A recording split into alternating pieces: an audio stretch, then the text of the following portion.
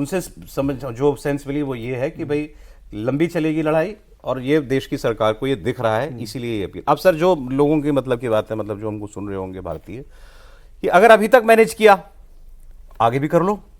जैसा मैं बता रहा था, $690 बिलियन का फॉरेक्स रिजर्व आपके पास है, रफली 8-9 महीने के आपके इंपोर्ट बिल का ख्याल उसमें रख लिया गया है। इतना तो हमारे आपके पास अभी है, ऑलरेडी है। तो भाई जो राहुल गांधी कह रहे हैं, अखिलेश यादव कह रहे हैं या और पार्टियां कह रही हैं कि चुनाव से पहले आपने नहीं बताया, चुनाव के बाद आपने तुरंत बता दिया, भाई तो इसका मतलब कि आप चुनाव से पहले और 1 महीना पहले लोगों के ऊपर बोझ डाल देना चाहिए था, ये भी सवाल पूछा जा सकता है। लेकिन अगर अभी तक नहीं डाला तो कुछ समय और सरकार देख ले इसको, मतलब पास ऑन ना करे, जो भी कॉस्ट पड़ रही है सरकार अभी तक एब्जॉर्ब करती आई है, करे। देखिए, ऑयल के दाम बहुत बढ़े हैं, इसीलिए किसी भी सरकार के लिए बियॉन्ड अ पॉइंट उसको रोकना बड़ा मुश्किल है। 2022 में बढ़ा था, जिसका जिक्र कर भी रहे थे मंत्री जी, ऑयल पेट्रोलियम मिनिस्ट्री कर रही थी। उसका सबसे इंपॉर्टेंट पार्ट ये था कि 2022 में जब $62 पे तेल था, तब हम 95 रुपये दिल्ली में तेल खरीद रहे थे। उसको कुछ घटाया भी गया था, 3 या 4 रुपये घटाया गया था बीच में, लेकिन उसके बाद वो स्टैटिक है।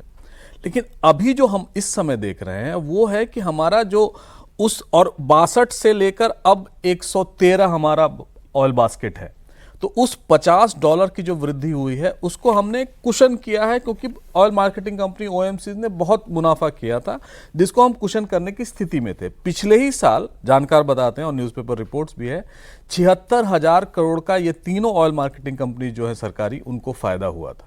तो यानी उन्होंने मुनाफा किया था, उसी मुनाफे के बिला पर अब तक हम उसको खींच के यहाँ तक 3 महीने तक, जब से युद्ध शुरू हुआ है, उसको ला पाए हैं।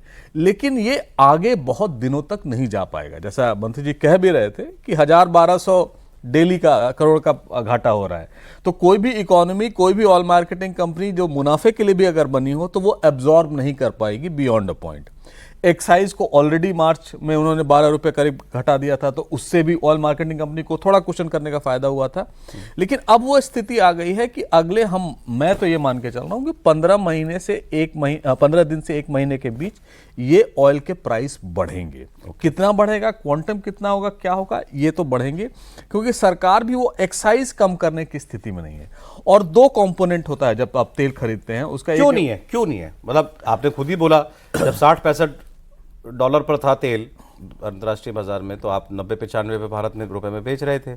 आज वो वही 90-95 है, तो भाई आपने उस समय कमाया भी तो है ना। ये लोग कहते हैं ऑयल कंपनियों ने कमाया भी है, तो आप कुछ महीने का 2022-23 में ऑयल मार्केटिंग कंपनीज ने 60,000 करोड़ का मुनाफा किया था। ठीक है। 2023-24 में उन्होंने करीब 40,000 का, 35 से 40,000 करोड़ का मुनाफा किया था। 2025-26 में 76,000 करोड़ का मुनाफा बताया जा रहा है, ऑफिशियल स्टेटमेंट नहीं है, मैंने आज न्यूज़पेपर में कहीं पढ़ा। तो आप उनको अगर मिला भी लें तो 1,46,000 करोड़ के लगभग मुनाफा था। अब ये बता रहे हैं कि पिछले 3 महीने में करीब 70 से 80,000 करोड़ हम स्पेंड कर चुके हैं। कुछ लोग ऑलरेडी डेफिसिट हो चुका है। तो वो डेफिसिट और वो जो प्राइस था उसको हम कर्टेल करके रख सकते थे, अपनी आवश्यकताओं को उसको पूर्ति कर रहे थे, वो कुशन भी बना हुआ था। लेकिन अब सरकार का ये कहना है कि अब हम उससे ज़्यादा नहीं जा सकते हैं। देखिए, एक बहुत अच्छा था जब पिछले बार जब ये ऑयल का प्राइसिंग मैकेनिज्म स्टैब्लिश किया गया था, हमने उसको मार्केट लिंक कर दिया था कि हर 15 दिन पे बढ़ाते थे, अगर बढ़ जाता था तो घटाते थे, अगर घट जाता था तो वो एक तरह से ठीक भी था। लेकिन सरकार ने सोचा कि अगर इसको ब्लॉक करके रखा जाए तो कुछ मुनाफा जो कोविड के बाद है, जो ऑयल जो लॉसेज हुई हैं, उनको कॉम्पेंसेट करने में और जो कल्याणकारी कार्यों के लिए इंफ्रास्ट्रक्चर के काम भी हुए हैं, फिर इतनी वेलफेयर स्कीम्स भी जो हैं वो सरकार चलाती है। अभी जो गणित बताया प्रोफेसर साहब ने, तो आप ये बता रहे हैं कि भाई बियॉन्ड अ पॉइंट, और वो पॉइंट लगभग आ गया कि ना तो वो कॉस्ट और वो नुकसान अब कंपनियां झेल सकती हैं और ना उसको सरकार सब्सिडाइज कर सकती है। तो कुछ तो बढ़ोतरी अगर यही चलता रहा तो करने को मजबूर हो जाएगी सरकार। अगर उसकी रोशनी में जो प्रधानमंत्री कह रहे हैं उसको देखें तो फिर तो वो और ज्यादा मेरी समझ से जो है वो एक जेन्युइन बात है कि वो ये कह रहे हैं कि आप अपने आप ही कुछ किफायत कर लो, अपने आप ही कुछ किफायत कर लो, जहां जहां बचत कर सकते हो वहां बचत कर लो, ताकि इसकी नौबत ना आए। अब डेटा की बात हो रही है, तो एक डेटा सर ये है कि हर $10 में जो दाम क्रूड का बढ़ता है, हमारा बिल जो है वो $15 से $20 बिलियन तेल का मतलब इंपोर्ट का वो बढ़ जाता है।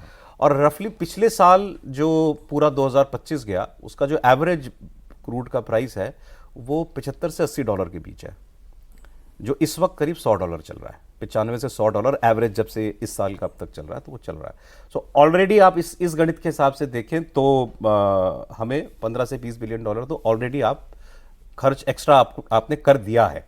अब और इसके ऊपर जाएगा तेल तो वो और बात है। अब रही बात, आप कुछ कह रहे थे, फिर मैं हाँ, पॉइंट मैं ये कह रहा था कि प्रधानमंत्री ने इंगित किया सिर्फ तेल के लिए नहीं, उन्होंने कहा कि जो विदेशी मुद्रा भंडार है हमारा वो कम होता जा रहा है और उसमें तेल का एक बहुत बड़ा कंपोनेंट है, सोना भी है, एडिबल ऑयल है।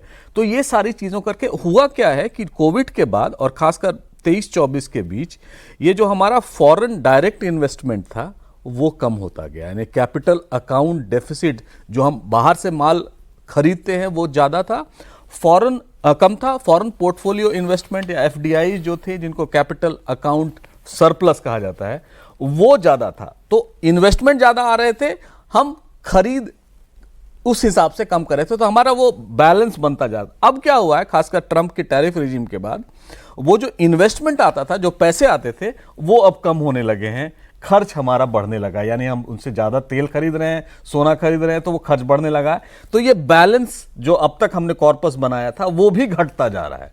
तो कहीं ऐसी स्थिति ना आ जाए, अभी तो कॉर्पस काफी है, काफी दिन चला लेंगे, कहीं ऐसी ना स्थिति आ जाए जो चंद्रशेखर जी के जमाने में थी 91 के, हमने गोल्ड को ये करना पड़ा था, गिरवी रखना पड़ा था, उसके चलते वहां से तो खैर बहुत हाँ, मैं कहने का मतलब है अगर वो स्थिति आती है तो, हालांकि हम उससे बहुत कोसों दूर हैं, लेकिन वो भी डर है जो इंडियन इकोनॉमी को है।